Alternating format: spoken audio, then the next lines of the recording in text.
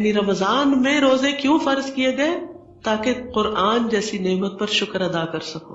حقیقت یہ ہے کہ قرآن جیسی کوئی چیز نہیں اس معنی میں کہ باقی تمام چیزیں جو ہیں وہ اللہ کی مخلوق ہیں.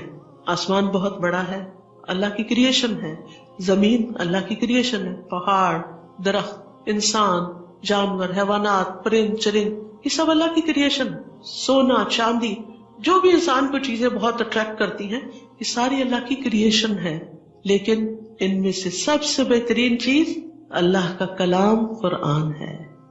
قرآن جو ہے ایک مبارک کتاب ہے، برکتوں والی ہے. اللہ تعالیٰ فرماتے کتاب انزلناہ الیک مبارک، یہ ایک کتاب جو ہم نے آپ کی طرف اتاری ہے بہت بابرکت ہے.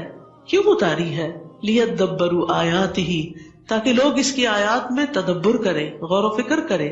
ولیتذکر اولو الالباب، اور عقل مند اس سے نصیحت حاصل کرے.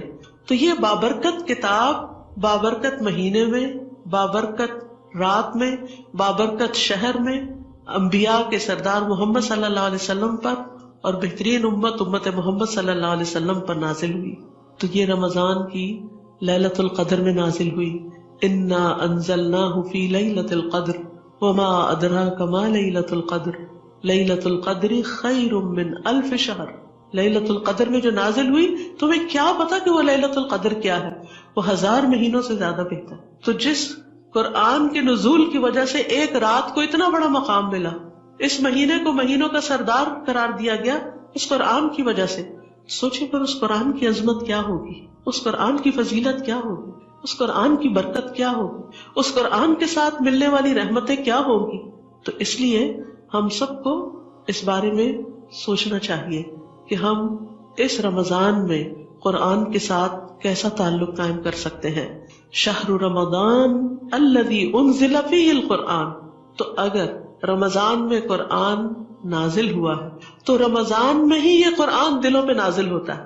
عام دنوں میں بھی آپ قرآن سے بھرپور فائدہ اٹھاتے ہیں، لیکن جو فائدہ رمضان میں قرآن کے ساتھ ملتا ہے وہ عام دنوں میں آپ محسوس نہیں کرتے.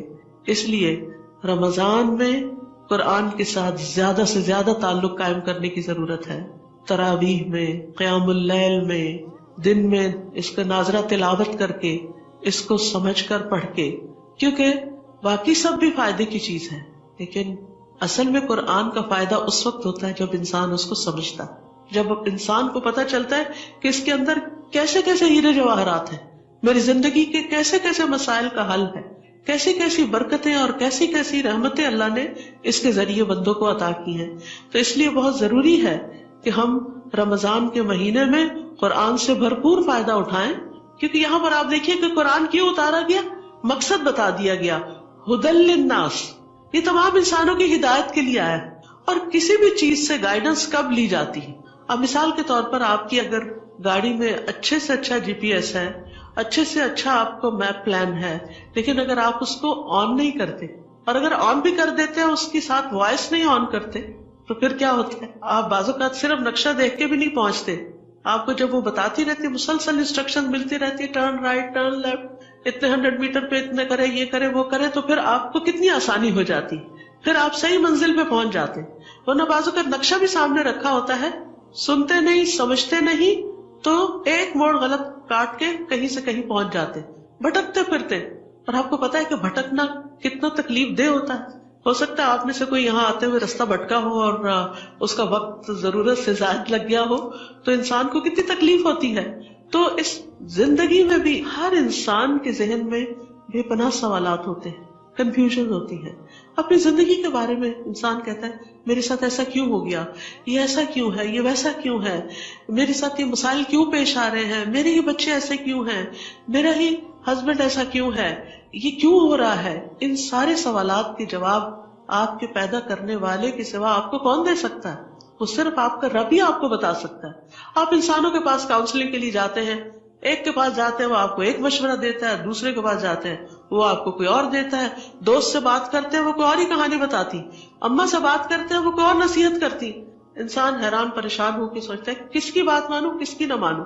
ہیں تو یہ سارے میرے پیارے اور بہت اچھے سہارے، لیکن یاد رکھیے ہم سے ہمارے خالق سے بڑھ کر کوئی پیار نہیں کرتا، اس سے بڑھ کر ہمارا کوئی خیر خواہ نہیں. اسی لیے اس نے اپنی محبت اور اپنی خیرخواہی کا ثبوت دیتے ہوئے ہمیں یہ کتاب دی ہے تاکہ ہم اس سے گائیڈنس حاصل کریں. اسی لیے قرآن کے شروع میں ہی اللہ تعالیٰ فرماتے ہیں ذالک الکتاب لا ریب فیہ ھدی للمتقین، یہ کتاب جس میں کوئی